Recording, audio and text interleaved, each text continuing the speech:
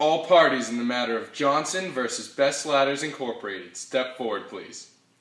Robert Johnson is suing contracting supply company Best Ladders Incorporated for physical injuries sustained while using a defective product.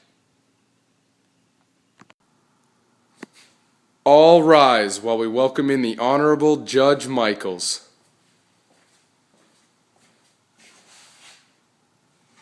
Be seated. We are here today for the case Johnson versus Best Ladders Incorporated. Attorney Vincent, you are free to give the opening statements. Thank you, Judge. Members of the jury, this case is about the wrongful harm inflicted on an innocent man. My client, Mr. Robert Johnson, suffered a major back injury as a result of Best Ladder Incorporated's defective product.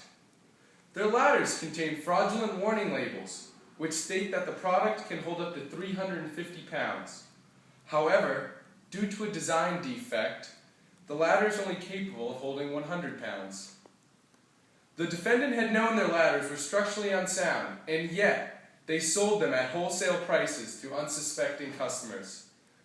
Best Ladders Incorporated contacted the client and fraudulently misrepresented their product in order to avoid taking a loss on their poor investment. Upon receiving the ladder, my client put it to use. Unfortunately, the second time my client went to climb the ladder, one of the rungs snapped in half. My client fell backwards, catching one of his legs in the open slot and damaging two of his vertebrae. Not only has my client paid tremendously in hospital bills, he has lost wages for the past 6 months.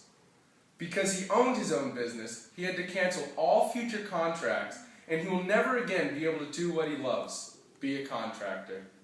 What the defendant has done here is knowingly misrepresent the facts in order to deceive my client, Mr. Johnson, into purchasing the defective product, which led to his injury.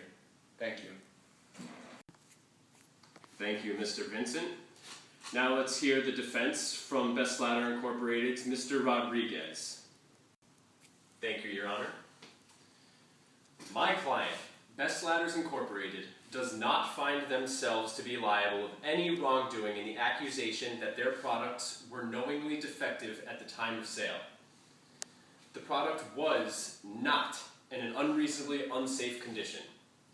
Best Ladders Incorporated had not intentionally misled the plaintiff about the condition of the ladders sold, and is not responsible for the injuries sustained by Robert Johnson due to his misuse of the product. Thank you, Mr. Rodriguez. However, based on the tort of fraud, Best Ladders Incorporated intentionally misrepresented their unreasonably dangerous product. Mr. Johnson suffered a permanent back injury and sustained heavy monetary losses as a result of the defective product.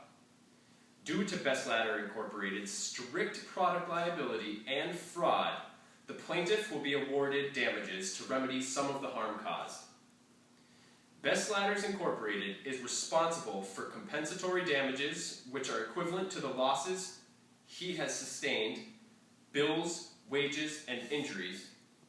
Due to the predatory nature of the tortfeasor in this case, the court will also award the plaintiff punitive damages to punish Best Ladders Incorporated and deter them from behavior in the future.